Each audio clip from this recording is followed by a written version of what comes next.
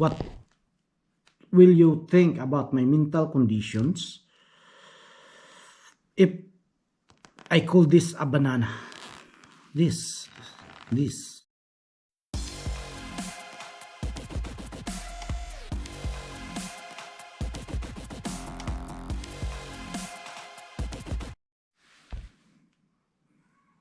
Kia ora, Pinoy Cowboy NZ.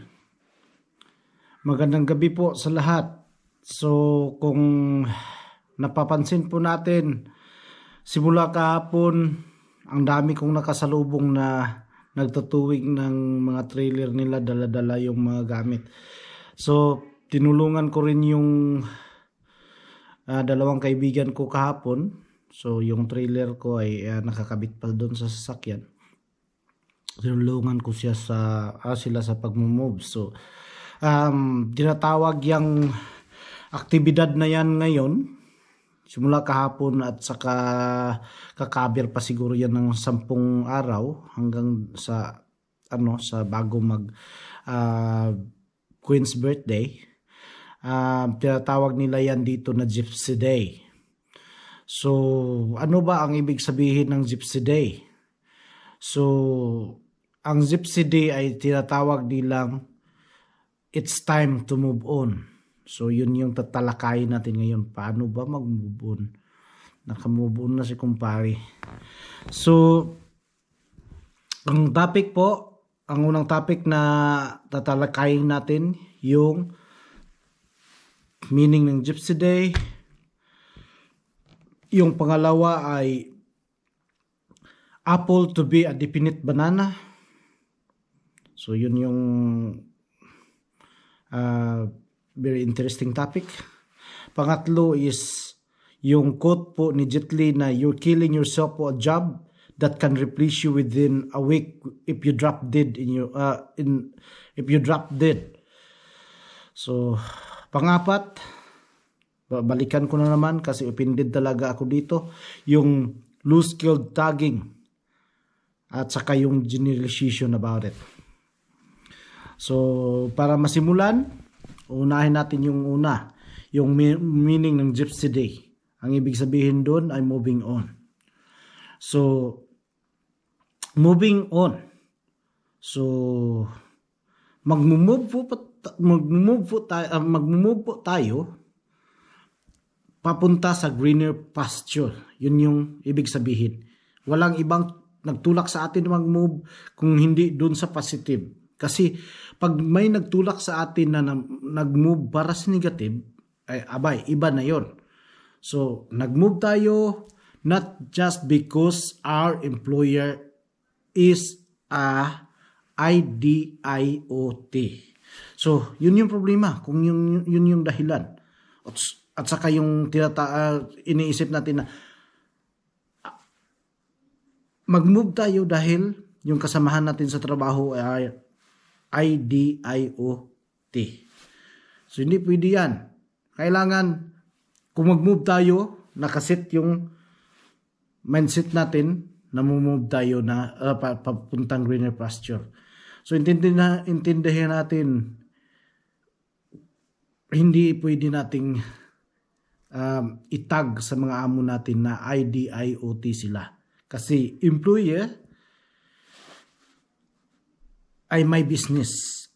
At yung business ay kailangan nilang protektahan para kumita. Hindi pwede nilang hayaan ang trabahante na maglalaro sa loob ng negosyo. At saka yung negosyo ay maging bangkarote. So tumubon, papunta tayo sa greener pasture. Kung career man to o job man to, kailangan nating maging grateful. Kasi the job we hate is the prayer of the jobless. So kung mayroon tayong trabaho ngayon, magpapasalamat na tayo. So kung mag-move tayo, iingatan natin yung bago nating trabaho.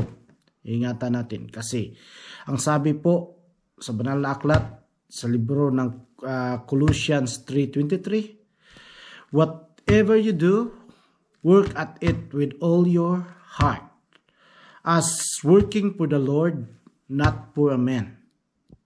So, kailangan natin ang buong puso na pagtatrabaho. Kasi, yung trabaho natin ay tayo yun. Yun yung magre-reflect sa atin. So, kailangan nating ingatan yun. So, sa pag-moving on din, kailangan nating i-consider yung safe and well. So, kailangan natin yung check before move. I-check natin yung warrant and fitness ng mga sasakyan at trailer natin.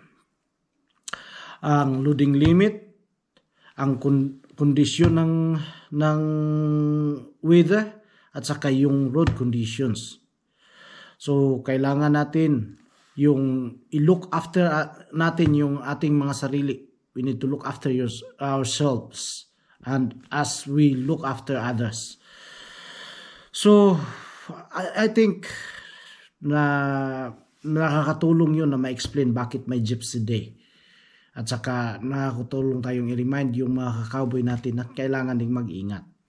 At saka ingatan yung bagong trabaho natin. So, punta tayo sa pangalawang topic.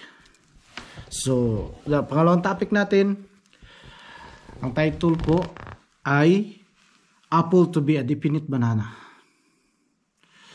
So, what will you think about my mental conditions if I call this a banana? This. Because banana is my favorite fruit. And soon, if I go home to Philippines or I settle down to Philippines, I will eat banana, not an apple. So this is too expensive up there. So I need to set up my mind that this is not an apple. This is a banana. So same as what you will think about my mental condition if I'm being hired here at New Zealand with a 3-year visa for skilled essential migrant worker and end up claiming that I don't need to do upskilling or upskill myself and allowed myself just to make a lot of mistakes on my job because I don't mind the skills that they expect. All I want is to earn money, to have enough capital to run a business in Philippines when I go home. Is it okay to allow them to think that we are dumb while working hard?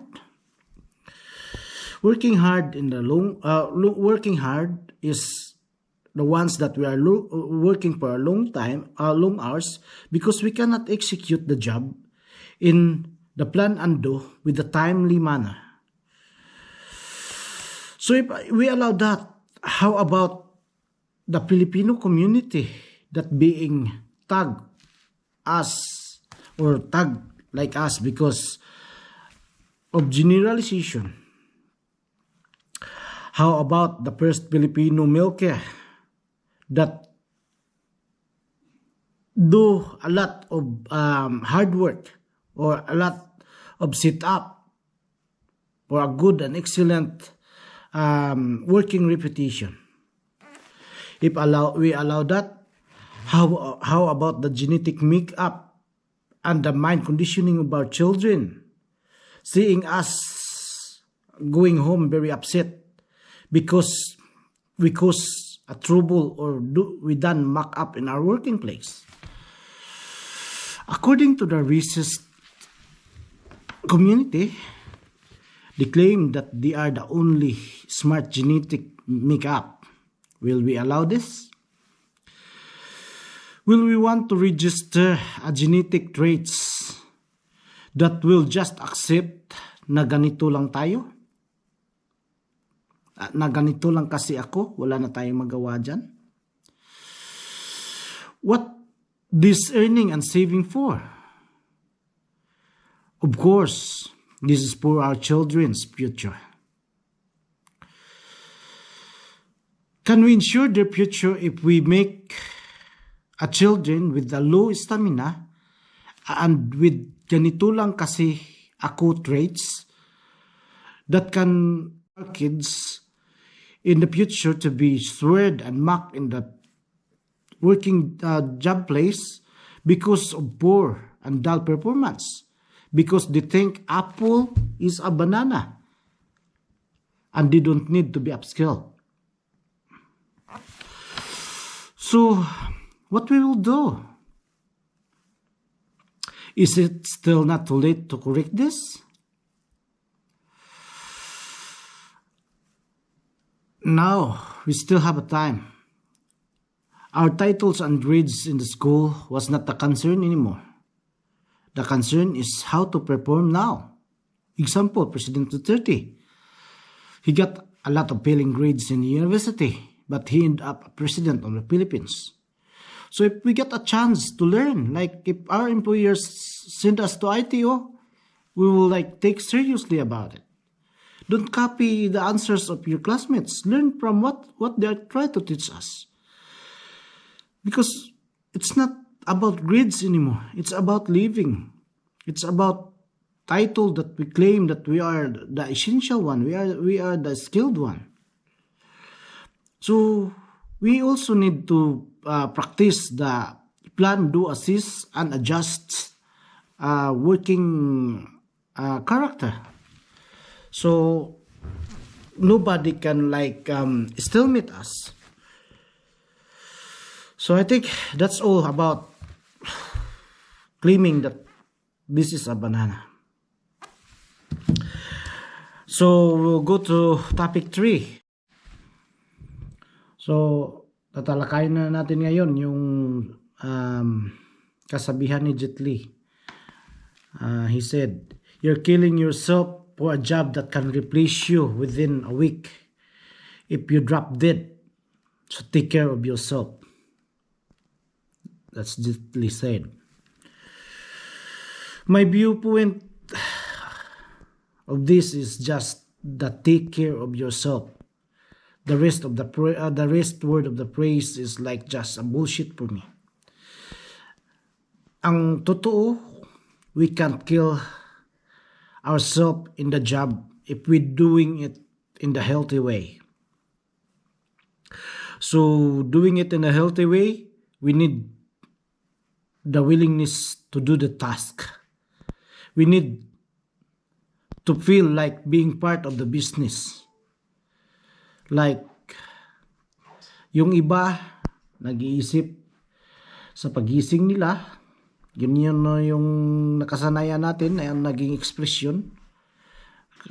Dahil nagagatas na ng baka, pag sigaw ng alarm natin, itaas natin yung mga kamay natin ng ganito, sasabihin natin, milking na naman!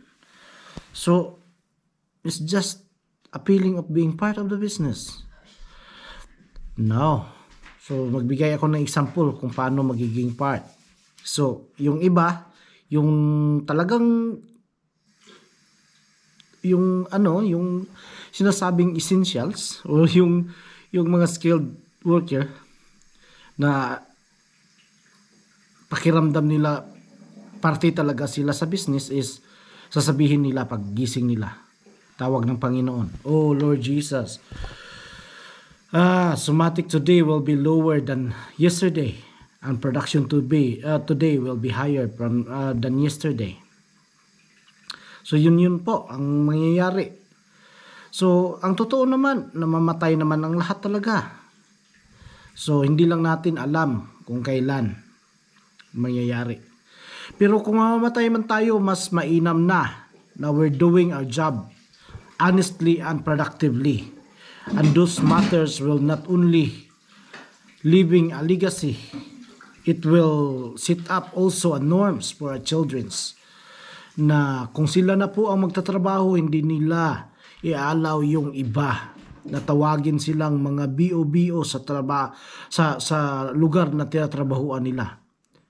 Hindi natin i-expect na ang ating mga anak ay tatawaging mga BO doon, kasi na-inherit nila sa atin yung norms na pinamana natin sa kanila, yung honest and productive working. manner. So, ito din ay magiging magtatak sa mga genes nila para sa susunod na henerasyon o offspring. So malaki po ang epekto. Kung sasabihin natin yung sinabi na ganito lang tayo, ay aba, mamamatay tayong ganun lang talaga. At saka mamanahin yun ng mga anak natin. So I think that's all na masasabi ko doon sa saying ni Jet Li. Namamatay naman tayo, talaga tayo lahat. Pero mainam na namamatay tayo na tinatrabaho natin ang trabaho natin ng honest at productive. Hindi yung puro palpak. So, ang pang-apat, yun na yung pangatlo. Ang pang-apat ay tatalakayin natin kasi offended talaga ako dito. Yung sinasabi nilang mga loose-skilled tayo o loose-skilled tagging and generalization for the migrants. So it sounds offending, but what we will do we need to still believe that apple is a banana and let ourselves getting 3 years visa as essential migrant worker are not helping ourselves to be excellent in our job? And instead of bringing money in the table of our employers, we are making trouble. We are making cost an accident in the workplace. Kasi kung ganito naman talaga, pag kumbaga pipilitin nating magiging skilled tayo at hindi tayo pabaya. Kasi ang Tagalog ng low skilled na to ay pabaya. Sa Bisaya kumpiyansa. Kung hindi tayo kumpiyansa, kung mayroon nga tong amo nga pila man ang pagkaon nga niagi sa tutunlan na ng imong baka o pila man po ng gatas nga imong harvest pagkaugma. So, amen.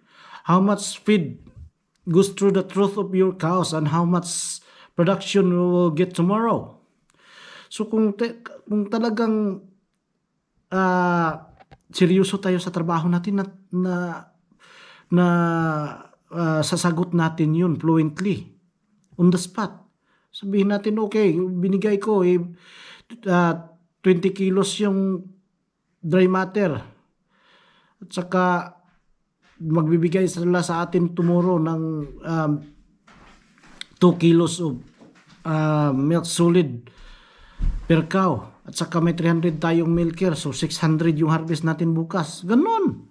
Kasi yung megajoules of metabolizable energy natin ay 12. Ganon. May ganon. So yun yung hindi kumpiyansa. Kung hindi natin alam yun, kumpiyansa pa tayo sa status na yan. So kailangan nating alamin yun. At saka yung mga sagot na rule of thumb, kailangan nasasagot natin kaagad yan sa mga employer natin. The very truth is, apple is an apple and banana is a banana.